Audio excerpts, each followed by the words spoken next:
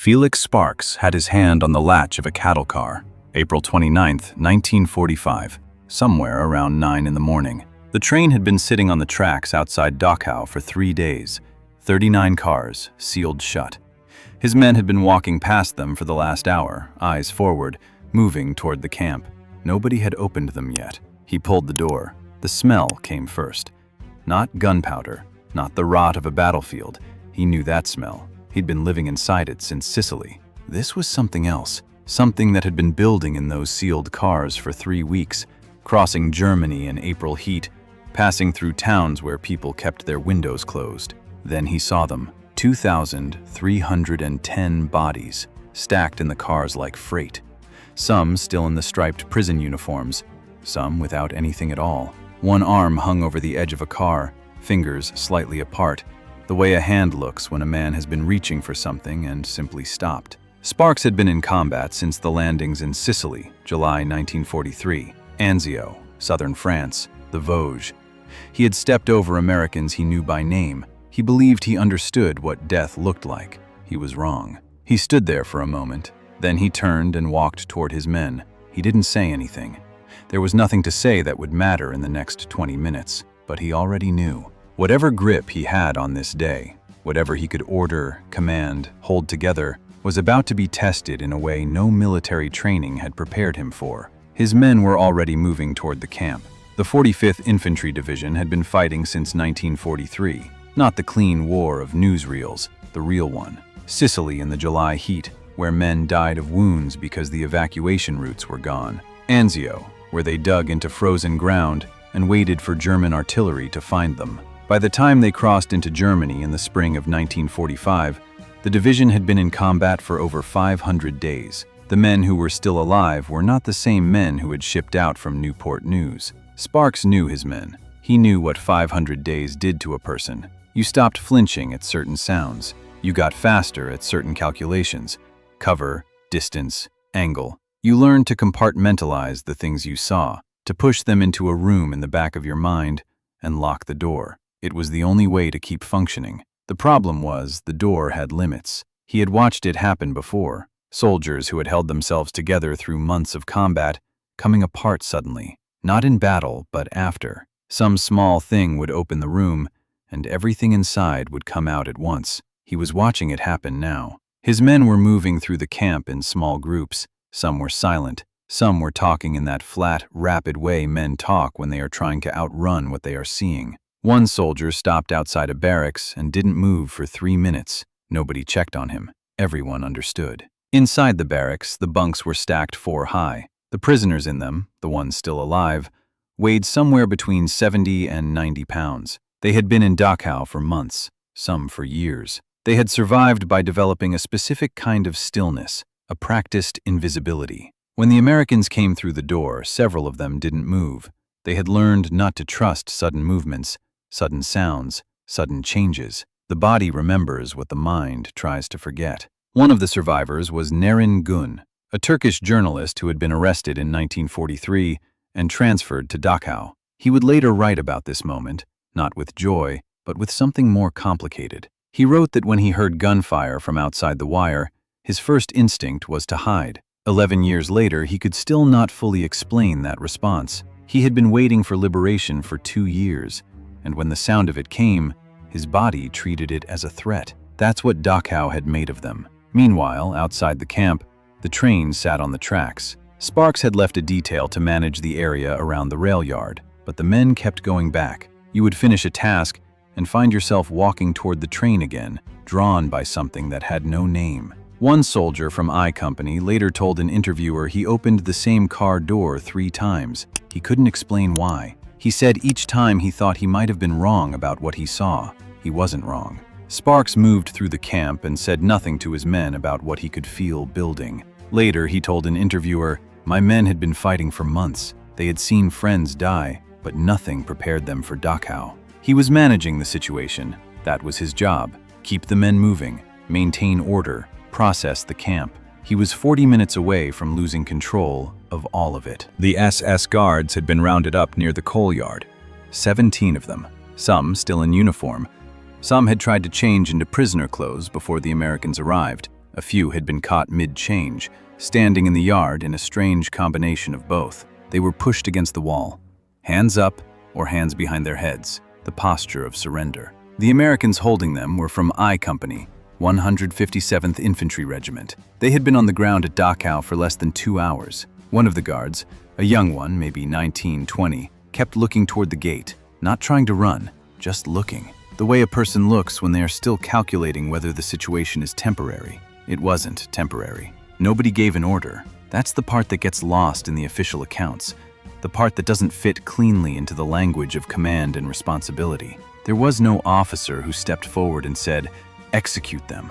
There was no signal. What happened instead was a kind of collective pressure that had been building since 9 in the morning, since the train, since the barracks, since the smell that hit before the door was fully open, and it found a release point. A machine gunner set up near the wall. He was from Oklahoma, 19 years old, maybe 20. He had been in Europe since the previous summer.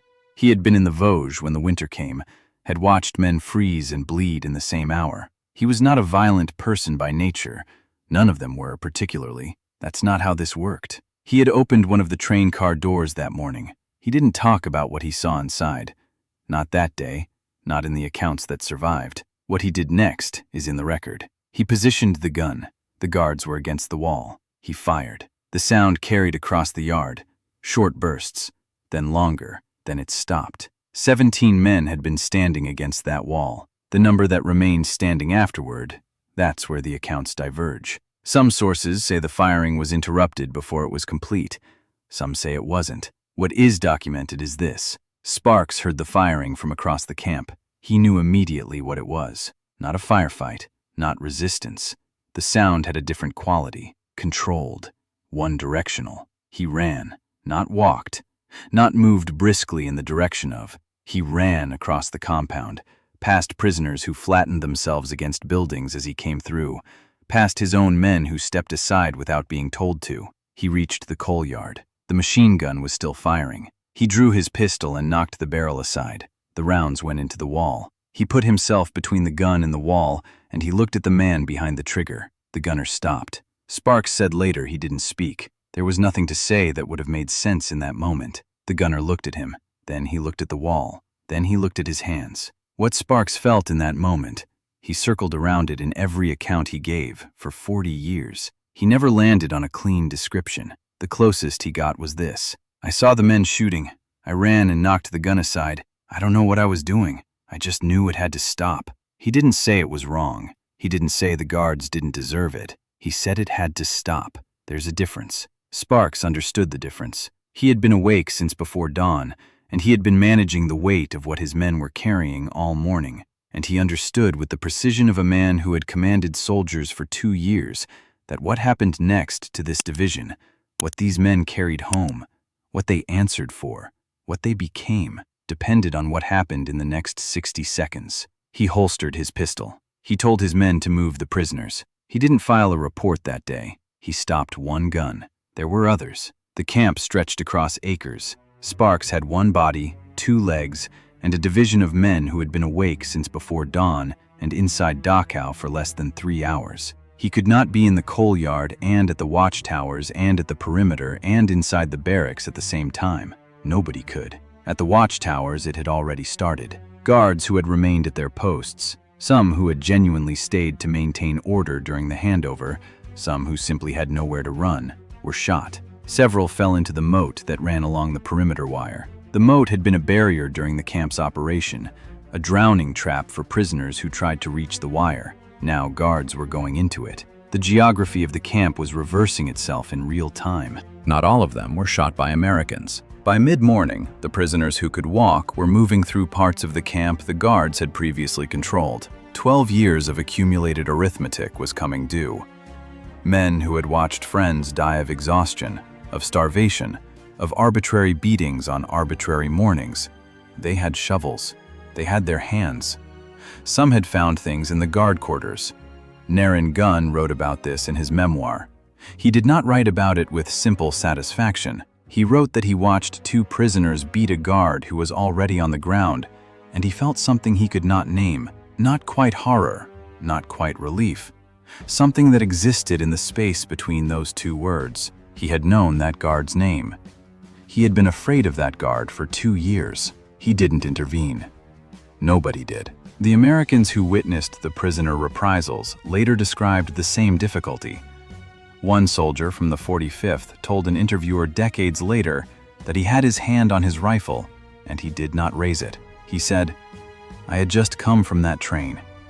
I want you to understand what I mean when I say I had just come from that train." He didn't finish the sentence. The interviewer let it go. This is the part that the official accounts handle carefully and civilian memory handles not at all. Dachau was liberated. That is the word used. Liberation implies a clean transition, darkness ending, light beginning, a clear moral line between before and after. What actually happened on April 29, 1945, was more complicated than that word can hold. The men who opened the train cars and then fired into the coal yard wall were not monsters. The prisoners who picked up shovels were not monsters. Sparks, running across the compound with his pistol drawn, was not a hero in any simple sense of the word. These were human beings operating at the absolute outer edge of what human beings can absorb in a single morning. By noon, Sparks had accounted for his men and secured the perimeter. He sat down somewhere, accounts don't specify exactly where, and he didn't move for a while. Later that day, he began drafting the incident report he had been putting off since the coal yard. He wrote carefully. He described what he witnessed. He named no one. He knew what he was doing. He had been a lawyer before the war. The report existed. Colonel Joseph Whitaker completed his investigation in the weeks following liberation. His findings were specific. American soldiers had executed surrendered prisoners at Dachau on April 29, 1945. The actions violated the Geneva Convention. He recommended court-martial proceedings. The proceedings never happened. The investigation was reviewed up the chain of command and effectively buried. The exact mechanism, who made which decision at which level, remains partially unclear even from declassified documents. What is clear is the outcome. No soldier was charged. No trial was held. The Whitaker report moved through the administrative system and stopped somewhere inside it. General George Patton, commanding in Bavaria during the post-war occupation, was among those who handled the matter. His position, stated and unstated, was consistent with a man who had seen Ohrdruf concentration camp 6 weeks earlier and vomited outside the wire. He understood what his men had walked into. He did not push for prosecution. Sparks was never charged. He returned to Colorado, went back to law school, became a judge, served on the Colorado Supreme Court, lived until 2007. In his later years, he gave interviews about Dachau, careful, precise interviews, the kind a former judge gives. He described what he saw. He described what he did. He never expressed regret for stopping the firing. He never expressed regret for the men who had fired. He just described it. The machine gunner from Oklahoma, if that's where he was from, the record doesn't say for certain, went home to wherever home was. His name is not in the publicly available documents. He is one of the men that history processed without preserving. He fired his weapon at Dachau on April 29, 1945, and then he became invisible. For decades, the liberation of Dachau was presented as a moment of uncomplicated triumph. Photographs of survivors reaching through the wire, American flags, men who had been freed. All of that was true. And then there was the coal yard, the watchtowers, the moat, the shovels, the report that went nowhere. The train is still there. Not the original train, that was eventually cleared, but a replica sits on the tracks outside Dachau today, at the memorial site, so that visitors understand what the men of the 45th walked past on the morning of April 29th. Most visitors stop and look at it for a while, then they walk into the camp. Felix Sparks did the same thing 80 years ago. He stood in front of that door, and he pulled it open, and he saw what was inside, and he walked into the camp, and 40 minutes later, he was running back across it with his pistol in his hand. He was trying to hold a line.